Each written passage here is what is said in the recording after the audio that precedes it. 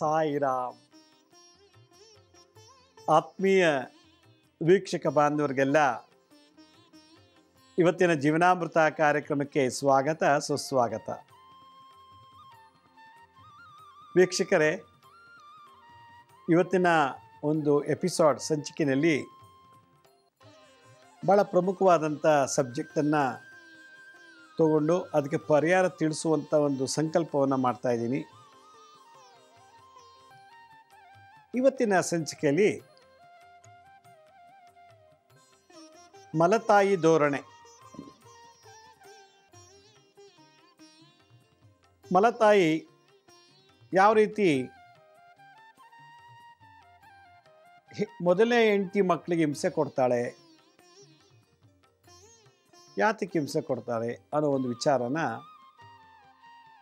ಇವತ್ತಿನ ಸಂಚಿಕೆಯಲ್ಲಿ ತಿಳಿಸ್ತೀನಿ.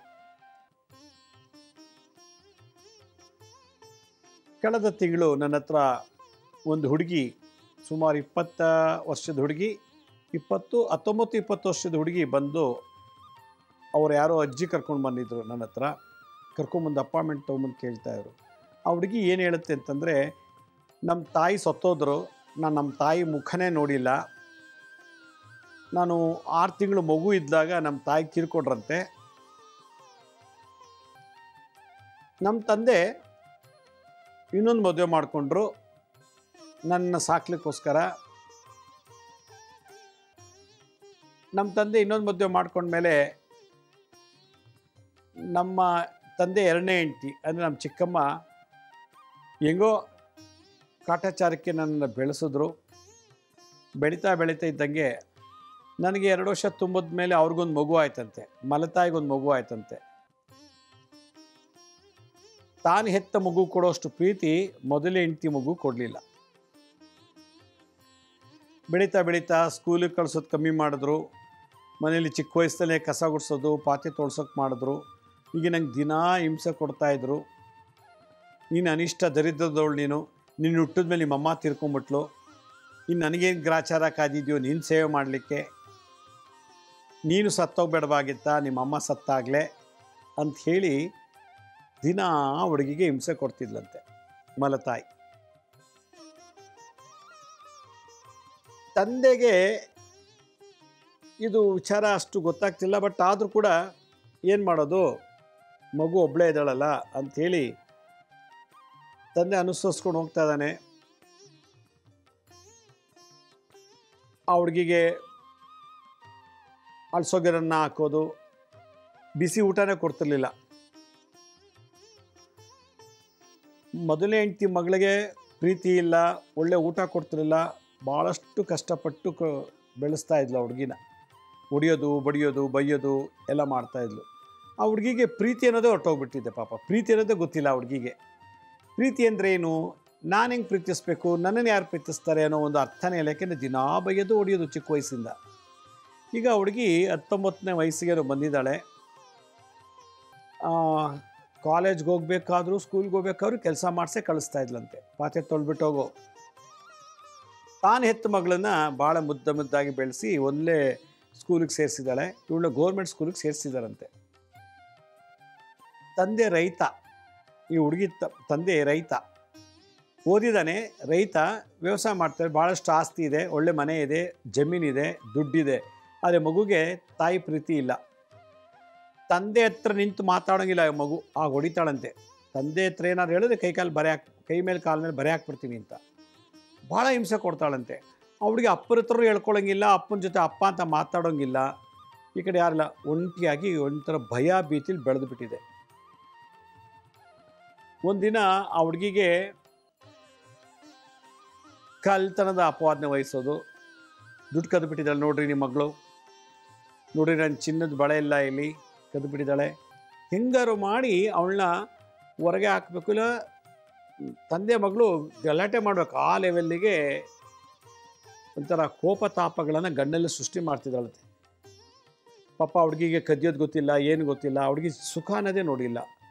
ನೀವು ನಂಬ್ತಿರೋ ಬಿಡ್ತಿರೋ, ಹುಡುಗಿ ಹೇಳ್ತಾ ಇದ್ಲು, ನಾನು ಮಾವಿನ ಹಣ್ಣೇ ತಿಂದಿಲ್ಲ ಅಂತ ಹೇಳ್ತಾ ಇತ್ತು ಹುಡುಗಿ. ಮಾವಿನ ಹಣ್ಣು ತಿಂದಿಲ್ವಂತೆ ನೋಡಿ, 19 ವರ್ಷದ ಹುಡುಗಿ. ಹಣ್ಣುಗಳು ಕೊಡ್ತಿರ್ಲಿಲ್ಲ, ಊಟ ಸರಿಯಾಗಿ ಆಗ್ತಿರ್ಲಿಲ್ಲ, ಯಾವುದು ಸುಖನೂ ಇಲ್ಲ ಹುಡುಗಿಗೆ. ತಾನು ತನ್ನ ಮಗಳು ಒಳ್ಳೆ ಮಂಚದ ಮೇಲೆ ಮಲ್ಕೊಂಡ್ರೆ ಈ ಹುಡುಗಿ ಸಪ್ರೇಟಾಗಿ ಬಚ್ಚನ ಮನೆ ಹತ್ರ ಒಂದು ಸಣ್ಣ ಓಣಿ ಥರ ಜಾಗ ಐತಂತೆ, ಅಲ್ಲಿ ಮಲಗಿಸ್ತಾ ಇದ್ಲಂತೆ. ತಂದೆಗೆ ನೋಡಿ ನೋಡಿ ಭಾಳ ಬೇಜಾರಾಗಿತ್ತು. ಏನು ಮಾಡೋದು, ಮದುವೆ ಮಾಡ್ಕೊಂಡ್ಬಿಟ್ಟಿದ್ದೀನಿ, ಎರಡನೇ ಮದುವೆ ಅಂತೇಳಿ. ಕೊನೆಗೆ ಒಂದು ದಿವಸ ತಂದೆ ಏನು ಮಾಡ್ತಾರೆ, ತಂದೆ ಕಣ್ಣಾರ ನೋಡ್ಬಿಡ್ತಾನೆ ಆ ಹುಡುಗಿಗೆ ಇವಳು ಹೊಡಿತಾ ಇರೋದು ಹೆಂಡ್ತಿ, ಹೊಡಿಯೋದು ಬೈಯೋದು ಮಾಡೋದು, ಜಾಡ್ಸ್ ಒದಿಯೋದು ಎಲ್ಲ ಮಾಡೋದನ್ನು ನೋಡಿಬಿಡ್ತಾನೆ. ಎಲ್ಲೋ ಮನೆಯಿಂದ ಹೋಗಿರ್ತಾನೆ, ಒಳಗೆ ಬರೋಷ್ಟೊಳಗೆ ಗಲಾಟೆ ನಡೀತಿರ್ತದೆ. ಸಡನ್ನಾಗಿ ಮನೆಗೆ ಬರ್ತಾನೆ, ನೋಡಿಬಿಡ್ತಾನೆ. ಆಗ ಅವನಿಗೆ ಬೇಜಾರಾಗ್ಬಿಡ್ತದೆ, ನನ್ನ ಮಗಳಿಗೆ ಇಷ್ಟು ಹಿಂಸೆ ಕೊಡ್ತಾಳ ಡೈಲಿ ಅಂಥೇಳಿ ಅವಳನ್ನ, ಆ ಮಗುನ ಕರ್ಕೊಂಡು ಅವ್ರ ರಿಲೇಟಿವ್ ಮನೆ ಕರ್ಕೊಂಬಂದುಬಿಡ್ತಾನೆ. ಇಲ್ಲಿ ಓದಿಸಿ ನೀವು, ನಾನು ಎಷ್ಟು ದುಡ್ಡಾದ್ರು ಕೊಡ್ತೀನಿ, ನನ್ನ ಮಗಳು ಓದಿಸಿ ಅಂತೇಳಿ. ಆ ರಿಲೇಟಿವ್ಸು ಪಾಪ ಆ ಹುಡುಗಿ ನನ್ನ ಹತ್ರ ಕರ್ಕೊಂಬಂದಿದ್ರು. ಆ ಹುಡುಗಿ ಎಲ್ಲ ಹೇಳ್ತು, ಹೀಗೆ ನನ್ನ ಮಲ್ತಾಯಿ ನನಗೆ ಊಟ ಕೊಡ್ತಿರಲಿಲ್ಲ, ಭಾಳ ಹಿಂಸೆ ಕೊಡ್ತಾಯಿದ್ಲು, ಎಕ್ಸಾಮ್ ಇದ್ದರೂ ಕೂಡ ಕೆಲಸ ಮಾಡಿಸ್ತಾಯಿದ್ಲು, ಓದೋಕ್ಕೆ ಬಿಡ್ತಿರಲಿಲ್ಲ, ಫೇಲ್ ಆಗಲಿ ಅಂತಲೇ ಅವಳು ಕೆಲಸ ಕೊಡ್ತಿದ್ಲಂತೆ, ಓದೋಕ್ಕೆ ಬಿಡ್ತಿರ್ಲಿಲ್ಲ. ನನಗೆ ಹೊಡೆದು ಮೈಯೆಲ್ಲ ಹಿಡ್ದೋಗ್ಬಿಟ್ಟಿದೆ ಹೊಡೆಸ್ಕೊಂಡು. ನನಗೆ ಏನು ಅನಿಸ್ಬಿಟ್ಟಿದೆ ಅಂತಂದರೆ, ನಾನು ಹುಟ್ಟಿರೋದೇ ತಪ್ಪ, ನಾನು ಹುಟ್ಟ ಮೇಲೆ ನಮ್ಮಮ್ಮ ಸತ್ತೋದ್ಲು ಅಂತ ಹೇಳ್ತಾಳಲ್ಲ ಈ ಅಮ್ಮ, ನಮ್ಮಮ್ಮ ಯಾಕೆ ಸತ್ತೋದ್ಲು, ನಾನು ಯಾಕೆ ಜನ್ಮಕ್ಕೆ ತೊಗೊಂಡೆ ಅನ್ನೋ ಮಟ್ಟಿಗೆ ಪಾಪ ಅವಳು ತಂದೆ ಪ್ರೀತಿನೇ ನೋಡಿಲ್ಲ, ತಾಯಿನಂತೂ ಕಳ್ಕೊಂಬಿಟ್ಟಿದೆ ಮಗು ವಯಸ್ಸಿನಲ್ಲೇ. ಹೀಗೆ ಅವರಿಲ್ದಾಗ ಅವರು ಯಾರೋ ರಿಲೇಟಿವ್ ನನ್ನ ಅಂತ ಕರ್ಕೊಂಬಂದರು. ಈ ಹುಡುಗಿ ಹುಣ್ಣಿಮೆ ಅಮಾವಾಸ್ಯಲ್ಲಿ ಬೆಚ್ಚಿ ಬೀಳ್ತಾಳೆ, ಏನೋ ಗಾಬರಿಲಿ ಮಾತಾಡ್ತಾಳೆ, ಅವಳು ಮಾತಾಡೋ ಭಾಷೆ ನನಗೆ ಅರ್ಥವಾಗಲ್ಲ ಅಂತ ಪಾಪ ಅವ್ರಿಗೆ ಕರ್ಕೊಂಬಂದು ಹೇಳ್ತಾಯಿದ್ರು. ಆ ಹುಡುಗಿ, ಯಾಕಮ್ಮ ನೀನು ಹುಣ್ಣಿಮೆ ಅಮಾವಾಸ್ಯಲ್ಲೆಲ್ಲ ಮಾತಾಡ್ತೀಯ, ಬೆಚ್ಚಿ ಬೀಳ್ತೀಯ, ಮತ್ತು ಹಲ್ಲು ಕಡಿತಾಳಂತೆ, ರಾತ್ರಿ ಹೊತ್ತು ಅವಳೊಬ್ಬಳೇ ಮಾತಾಡ್ತಾಳಂತೆ, ಅಳ್ತಾಳಂತೆ. ಇದೆಲ್ಲ ಗಮನಿಸಿ ಪಾಪ ಅವರು ಏನೋ ದೋಷ ಇರಬೇಕು ಅಂತ ನನ್ನಂತ ಕರ್ಕೊಂಬಂದಿದ್ರು. ಆದರೆ ನಾನು ಆ ಹುಡುಗಿನ ಕೌನ್ಸಲಿಂಗ್ ಮಾಡಿದಾಗ ಆ ಹುಡುಗಿ ಎಲ್ಲ ಬಾಯ್ಬಿಟ್ಟು ಹೇಳ್ತು. ಪಾಪ 19 ವರ್ಷದ ಹುಡುಗಿ, ನನಗೆ ತಾಯಿ ಹೊಡಿತಾಳೆ, ಹೀಗೆಲ್ಲ ಮಾಡ್ತಾಯಿದ್ಲು, ಅವಳು ತಲೆ ಕೂತ್ಬಿಟ್ಟಿದೆ, ಅವಳು ತಾಯಿ ಅಂದ ತಕ್ಷಣ ಅವ್ಳಿಗೆ ಬೆಚ್ಚಿ ಬೀಳ್ತಾಳೆ. ಮತ್ತು ಏನಾದ್ರು ಹೇಳ್ತೂನೇ ಒಂದು ಪಟ್ಟದ ತಟ್ಟೆ ಬಿತ್ತರೂ ಸಾಕು, ಡಮ್ ಅಂತ ಭಯ, ಒಂದೇನೋ ಒಂದು ಪಾತ್ರೆ ಬಿತ್ತು, ಒಂದೇನೋ ಒಂದು ಬಟ್ಟೆ ಬಿಸಾಕ್ತು ಅಂತಲೇ ಭಯ ಬೀಳ್ತಾಳೆ. ಆ ಲೆವೆಲ್ಗೆ ಅವಳಿಗೆ ಅಷ್ಟು ಹಿಂಸೆ ಕೊಟ್ಟಿಟ್ಬಿಟ್ಟಿದ್ದಾಳೆ ಮಲತಾಯಿ. ಯಾಕೆ ಈ ಹುಡುಗಿಗೆ ಅಷ್ಟೊಂದು ಮಲತಾಯಿ ಹಿಂಸೆ ಕೊಡ್ತಾ ಇದ್ದಾಳೆ, ಯಾವ ಕಾರಣದಿಂದ, ಯಾವ ಕಾರಣಕ್ಕೆ, ಮೂಲ ಉದ್ದೇಶ ಏನು ಅಂಥೇಳಿ ಅವರಪ್ಪ ಹುಡುಗಿ ಜಾತಕ ಬರೆಸಿದ್ರು. ಅದನ್ನು ತೊಗೊಂಬಂದಿತ್ತು ಹುಡುಗಿ. ನಾವು ಎಲ್ಲ ಥರ ನೋಡಿದಾಗ ಪೂರ್ವ ಜನ್ಮದಿಗೆ ಏನು ಹುಡುಗಿ ಆಗಿದ್ದಾಳೋ ಅವಳು ಈಗೇನು ತಾಯಿ ಇದ್ದಾಳೋ ಮಲತಾಯಿಗೆ, ಅವರಿಬ್ಬರು ಭಾಳ ಶತ್ರುಗಳಾಗಿರ್ತಾರೆ. ಈಗ ಮಗಳಾಗಿದ್ದಾಳೆ, ಅದು ಹೆಣ್ಮಗು ಆಗಿ ಹುಟ್ಟಿದ್ದಾಳೆ 19 ವರ್ಷ ಹುಡುಗಿ. ಇದೇ ಹುಡುಗಿ ಪೂರ್ವ ಜನ್ಮದಲ್ಲಿ ಮಲತಾಯಿಗೆ ಭಾಳಷ್ಟು ತೊಂದರೆ ಕೊಟ್ಟಿದ್ದಾಳೆ ಬೇರೆ ಬೇರೆ ರೂಪದಲ್ಲಿ. ಓ ಜನ್ಮದಲ್ಲಿ ಈಗಿರೋ ಹುಡುಗಿ 19 ವರ್ಷದ ಹುಡುಗಿ ಪೂರ್ವ ಜನ್ಮದಲ್ಲಿ ಮಲತಾಯಿಗೆ ಬೇರೆ ರೀತಿಯಲ್ಲಿ ಹಿಂಸೆಗಳನ್ನು ಕೊಟ್ಟಿದ್ದಾಳೆ. ಬಹುಶಃ ಅತ್ತೆ ಸೊಸೆ ಆಗಿದ್ರೋ ಏನೋ, ಅಥವಾ ಬೇರೆ ಏನಾಗಿದ್ರೋ ಏನೋ ಗೊತ್ತಿಲ್ಲ. ಆ ಕರ್ಮ ಈ ಜನ್ಮದಲ್ಲಿ ರಿವರ್ಸ್ ಆಗಿದೆ. ಅದೇ ಮಲತಾಯಿ ಈ ಹುಡುಗಿಗೆ ಅವಳಿಗೆ ಏನೇನು ಕೊಟ್ಟಿದ್ಲು ತೊಂದರೆ ಓದ್ ಜನ್ಮದಲ್ಲಿ, ಅದೆಲ್ಲ ಮಲತಾಯಿ ಈ ರೀತಿ ಕೊಟ್ಟು ತೀರ್ಸ್ಕೊಂಬಿಟ್ಟು ಜಮಾ ಆಗೋಯ್ತು. ಯಾವಾಗ ಅವಳ ಕರ್ಮ ಜಮಾ ಆಯಿತು, ಇವರಪ್ಪ ಬೇರೆ ಊರಿಗೆ ಕರ್ಕೊಂಬಂದು ನೆಂಟರ ಮನೇಲಿ ಈ ಹುಡುಗಿನ ಕರ್ಕೊಂಬಂದು ಬಿಟ್ಬಿಟ್ಟು ಹೋಗಿದ್ದಾನೆ. ಅಲ್ಲಿವರೆಗೂ ಆ ಕರ್ಮ ನಡೀತಾ ಇತ್ತು. ಬಹುಶಃ ಈ ಹುಡುಗಿ ಓದ್ ಜನ್ಮದಲ್ಲಿ ಸೌತಿ ಆಗಿದ್ಲೋ ಅಥವಾ ಬೇರೆ ಅತ್ತೆನೇ ಆಗಿದ್ಲೋ, ತುಂಬ ತೊಂದರೆ ಕೊಟ್ಟಿದ್ದಾಳೆ. ಆ ಕರ್ಮ ಕಾಯ್ತಾ ಇತ್ತು. ಈ ಹುಡುಗಿರು ಸತ್ತೋದ್ಲು, ಮತ್ತು ಹುಟ್ಟಿದ್ದಾಳೆ. ಅವಳು ಕಷ್ಟ ಅನುಭವಿಸ್ತೋಳು, ಸತ್ತೋದ್ಲು, ಈಗ ಮಲತಾಯಿ ರೂಪದಲ್ಲಿ ಹುಟ್ಟಿದ್ದಾಳೆ. ಈಗ ಆ ಜಮಾ ಆಯ್ತಾ ಬಂತು, ಆ ಅಕೌಂಟಲ್ಲಿದ್ದಂಥ ಕರ್ಮ ನಿಧಾನಕ್ಕೆ ಜಮಾ ಆಯಿತು. 19 ವರ್ಷದವರೆಗೂ ಆ ಹುಡುಗಿಗೆ ಹಿಂಸೆ ಕೊಟ್ಟಿದ್ದಾಳೆ ಮಲತಾಯಿ. 19 ವರ್ಷ ಆದಮೇಲೆ ಸ್ವಂತ ಅಪ್ಪ ಆ ಹುಡುಗಿನ ತಂದು ನೆಂಟರ ಮನೆ ಬಿಟ್ಟು ಹೋಗಿದ್ದಾನೆ, ಬೇರೆಯವರು ಹಾಸನದ ಹತ್ರ ಯಾವುದೋ ಒಂದು ಊರಲ್ಲಿ ಬಿಟ್ಟು ಹೋಗಿದ್ದಾರೆ. ಆಗ ಆ ಹುಡುಗಿ ನನ್ನ ಹತ್ರ ಬಂದಿದೆ, ನೋಡಿ ಕರ್ಮ ಹೆಂಗಿದೆ. ಅದಕ್ಕೆ ಈ ಕರ್ಮ ಎಷ್ಟು ಸಾಧ್ಯ ಅಷ್ಟು ಒಳ್ಳೇದು ಮಾಡಿದ್ರೆ, ನಾವು ಎಲ್ಲೇ ಹುಟ್ಟಲಿ ಅಣ್ಣನಾಗಿ ಹುಡ್ಬೋದು, ತಂಗಿಯಾಗಿ, ಗಂಡನಾಗಿ, ತಮ್ಮನಾಗಿ, ಅಕ್ಕನಾಗಿ, ಹೆಂಡತಿಯಾಗಿ, ಯಾವ ಥರ ಆದರೂ ಉಡೋಣ, ಸುಖ ಇಟ್ಟಿರ್ತಾನೆ. ನಾವು ಒಂದು ಒಳ್ಳೆ ಕರ್ಮ ಮಾಡಲಿಲ್ಲ ಅಂದರೆ ಈ ರೀತಿ ನಡೆದೋಗ್ಬಿಡುತ್ತೆ. ಅದಕ್ಕೆ ನಾವು ಯಾವ ಜನ್ಮದಲ್ಲಿ ಏನೇ ಕೆಟ್ಟದ್ದು ಮಾಡಿದ್ರು ಆ ಜನ್ಮಕ್ಕೆ ಮುಗಿದೋಯ್ತು ಅಂತ ನಾವು ಅಂದ್ಕೋಬಾರ್ದು. ಆ ಜನ್ಮದ ಕೆಟ್ಟ ಕರ್ಮ ಮುಂದಕ್ಕೆ ನಾವು ಅನುಭವಿಸ್ತೀವಿ ಅನ್ನೋ ಅರಿವು ಇರಬೇಕು. ನೋಡಿ, ಪೂರ್ವಜನ್ಮದಲ್ಲೂ ಸ್ತ್ರೀ ಗ್ರಹಣೆ, ಸ್ತ್ರೀಯಾಗಿ ಹುಟ್ಟಿದ್ದಾಳೆ, ಈಗಲೂ ಹುಡುಗಿಯಾಗಿ ಹುಟ್ಟಿದ್ದಾಳೆ. ಇವಳಿಗೆ ಮಲತಾಯಿನೂ ಕೂಡ ಅಷ್ಟೇ, ಓ ಜನ್ಮದಲ್ಲೂ ಸ್ತ್ರೀ ಆಗಿದ್ದಾಳೆ, ಈ ಜನ್ಮದಲ್ಲೂ ಮಲತಾಯಿಯಾಗಿ ಬಂದುಬಿಟ್ಟಿದ್ದಾಳೆ ಈ ಹುಡುಗಿ ಜಾತಕಕ್ಕೆ. ನನ್ನ ಅನುಭವದ ಪ್ರಕಾರ ಎಷ್ಟೋ ಗಂಡಸರು ಹೆಂಗಸರಾಗಿ ಹುಟ್ಟಿದ್ದಾರೆ, ಎಷ್ಟೋ ಗಂಡಸರು ಹೆಂಗಸರಾಗಿ ಹುಡ್ತಾರೆ, ಎಷ್ಟೋ ಹೆಂಗಸರು ಗಂಡಸರಾಗಿ ಹುಟ್ಟಿದ್ದಾರೆ, ಎಷ್ಟೋ ಜನ ಪ್ರಾಣಿ ಜನ್ಮದಿಂದ ಮನುಷ್ಯರಾಗಿ ಬಂದಿದ್ದಾರೆ. ನನ್ನ 40 ವರ್ಷದ ಅನುಭವದ ಜಾತಕ ನೋಡಿದ ಮೇಲೆ ಗೊತ್ತಾಗುತ್ತೆ. ಆದ್ದರಿಂದ ನೀವು ಪ್ರಾಣಿಯಾಗಿರಿ, ಮನುಷ್ಯರ ಹೆಣ್ಣಾಗಿ ಗಂಡಾಗಿ ಹುಡಿ, ಎಂಥದ್ದಾದರೂ ಹುಡಿ, ಎಲ್ಲಾದರೂ ಹುಟ್ಟಿ ಬೆಳೀರಿ, ಒಳ್ಳೇದು ಮಾಡ್ತಾ ಇರಬೇಕು. ನಾವೊಬ್ರು ಕೇಳಿ ಬಯಸಿದ್ವಿ ಹೋದ ಜನ್ಮದಲ್ಲಿ, ಅದೇ ವ್ಯಕ್ತಿ ನನಗೆ ಈ ಜನ್ಮದಲ್ಲಿ ಬಂದು ಕೇಳಿ ಬಯಸ್ಬಿಟ್ಟು ಹೋಗ್ತಾನೆ. ಯಾಕಂದರೆ ಜಮಾ ಆಗಬೇಕು ಕರ್ಮ. ಅಲ್ಲಿವರೆಗೂ ಆ ಕರ್ಮ ಜಮಾ ಆಗೋವರೆಗೂ ನಮಗೆ ಸಾವು ಬರೋದಿಲ್ಲ.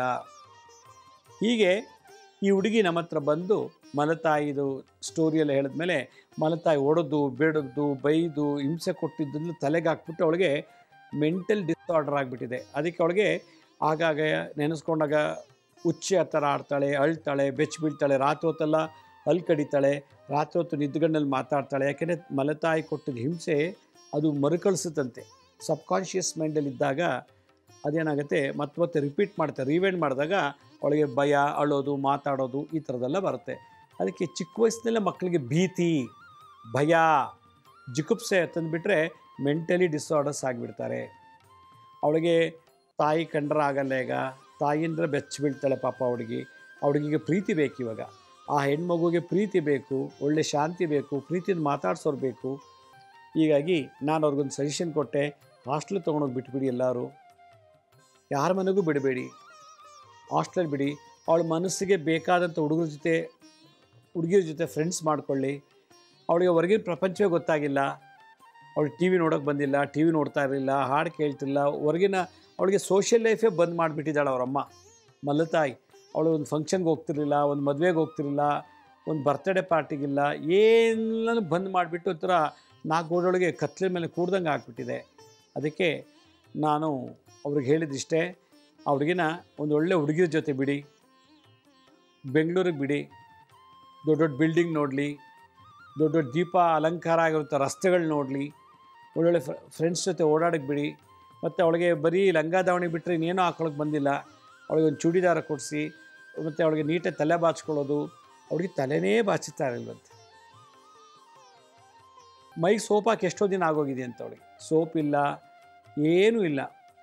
ಆಮೇಲೆ ಕಿವಿನ ವಾಲೆ ಕೂಡ ಇಲ್ಲ ಅವಳಿಗೆ, ಒಂದು ಸಣ್ಣದು ಹಂಚು ಕಡ್ಡಿ ಹಾಕ್ಕೊಂಡಿತ್ತಂತೆ ಅವಳಿಗೆ. ಇದೆಲ್ಲ ನೋಡಿ ಪಾಪ ನಾವು ಹೇಳ್ತೀವಿ, ಕೋಟಿಗಟ್ಟಲೆ ಆಸ್ತಿ ಇದ್ರೇನು, ಅವಳಿಗೆ ಸುಖ ಇಲ್ಲ, ಆನಂದ ಇಲ್ಲ, ಶಾಂತಿ ಇಲ್ಲ. ಅದರಿಂದ ನನ್ನ ಒಂದು ಅಭಿಪ್ರಾಯ, ಯಾರಾದರೂ 2ನೇ ಮದುವೆ ಮಾಡ್ಕೊಂಡಿದ್ರೆ, ಮಲತಾಯಿ ಸ್ಥಾನದಲ್ಲಿದ್ದರೆ, ನೀವು ನನ್ನ ಮಗಳು, ನನ್ನ ಮಗ ಅನ್ನೋ ಭಾವನೆಯಲ್ಲೇ ನೀವು ಕಾಪಾಡಬೇಕು. ಎಷ್ಟೋ ಜನ ಮಲತಾಯಿ ಮಗನ್ನ ಮನೆಯಿಂದ ಹೊರಗಾಕ್ಸ್ಬಿಟ್ಟಿದ್ದಾರೆ. ಮಲತಾಯಿ ಮೊದಲೇ ಹೆಂಡತಿ ಮಗನಿಗೆ ಕುಡಿಯೋದು ಕಲಿಸೋದು, ಸ್ಮೋಕ್ ಮಾಡೋದು ಹೇಳ್ಕೊಡೋದು, ಎಲ್ಲ ಕೆಟ್ಟ ಬುದ್ಧಿ ಕಲಿಸಿ ಆ ಮೊದಲೇ ಹೆಂಡತಿ ಮಗನ್ನ ದಡ್ಡ ವೇಸ್ಟ್ ಪ್ರಾಡಕ್ಟ್, ಅವ್ನ ಕೆಲಸಕ್ಕೆ ಬಾದ ಅನ್ನೋ ಮಟ್ಟಿಗೆ ತಂದು ಇಟ್ಬಿಟ್ಟಿದ್ದಾರೆ. ತಾಯಿನೇ ವಿನಃ ಮಲತಾಯಿ ಆಗೋಕ್ಕೆ ಸಾಧ್ಯ ಇಲ್ಲ ನನ್ನ ಪ್ರಕಾರ. ನೀವು ಎಷ್ಟು ಮಕ್ಕಳ ಪ್ರೀತಿ ಆಧಾರ ನೋಡ್ಕೊಳ್ತೀರೋ ನಿಮ್ಗೆ ಅಷ್ಟೇ ಮುಂದಕ್ಕೆ ಒಳ್ಳೆಯದಾಗತ್ತೆ. ಇಲ್ಲಾಂದರೆ ನೀವು ಹೆತ್ತ ಮಕ್ಕಳಿಗೆ ತುಂಬ ಕಷ್ಟ ಅನುಭವಿಸ್ಬಿಡ್ತಾರೆ. ಇದೇ ಒಂದು ಕೇಸು, ಒಬ್ಬ ಇಂಜಿನಿಯರಿಂಗ್ ಓದ್ತಾ ಇದ್ದಾನೆ ಹುಡುಗ, ಅವನು ಕೂಡ ಗಂಡು ಹುಡುಗ, ಮಲತಾಯಿ ತುಂಬ ಹಿಂಸೆ ಕೊಟ್ಟಳು.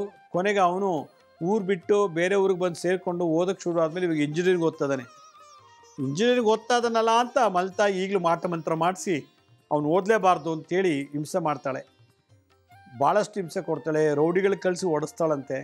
ಹೀಗೆ ಮಲತಾಯಿ ಆದವಳು ಮಕ್ಕಳನ್ನ ಪ್ರೀತಿಯಿಂದ ಆಧರಿಸ್ಬೇಕೆ ವಿನಃ, ಇಲ್ಲಾಂದ್ರೆ ಅವ್ರಿಗೆ ಎಷ್ಟೇ ಕೋಟಿ ಆಸ್ತಿ ಇದ್ದರೂ ಏನೇ ಇದ್ದರೂ ಕೂಡ ಅವರಿಗೆ ಮುಕ್ತಿ ಮೋಕ್ಷ ಸಿಗೋದಿಲ್ಲ, ಮತ್ತೆ ಪ್ರಾಣಿ ಜನ್ಮಕ್ಕೆ ಹೋಗ್ತಾರೆ. ಯಾವ ಮಕ್ಕಳು ಗಂಡಾಗಲಿ ಹೆಣ್ಣಾಗಲಿ ಮಲತಾಯಿಯಿಂದ ಭಾಳಷ್ಟು ಅಪವಾದ, ತೊಂದರೆ, ಮಾಟಮಂತ ತಂತ್ರಪ್ರಯೋಗಗಳು ಮಲತಾಯಿನೇ ಈ ಮಕ್ಕಳಿಗೆ ಮಾಟ ಮಂತ್ರ ಮಾಡಿಸ್ತಾಳೆ, ಬೇಗ ಸತ್ತೋಗ್ರ ಆಸ್ತಿ ಎಲ್ಲ ನನ್ನ ಮಕ್ಳಿಗೆ ಬರುತ್ತಲ್ಲ ಅನ್ನೋ ಒಂದು ಧೋರಣೆಯಿಂದ ಮಲತಾಯಿ ಆದವಳು ಮಕ್ಕಳಿಗೆ ಹಿಂಸೆ ಕೊಡ್ತಿರ್ತಾಳೆ. ತನ್ನ ಮಕ್ಳು ಚೆನ್ನಾಗಿ ನೋಡ್ಕೋತಾಳೆ, ಮೊದಲೇ ಹೆಂಡತಿ ಮಕ್ಳಿಗೆ ಕಂಡ್ರೆ ಇವಳಿಗಾಗಲ್ಲ, ಸತ್ತೋಗ್ಲಿ, ಅವ್ರ ಆಸ್ತಿ ನನ್ನ ಮಕ್ಕಳಿಗೆ ಬರಲಿ ಅಂತೇಳಿ.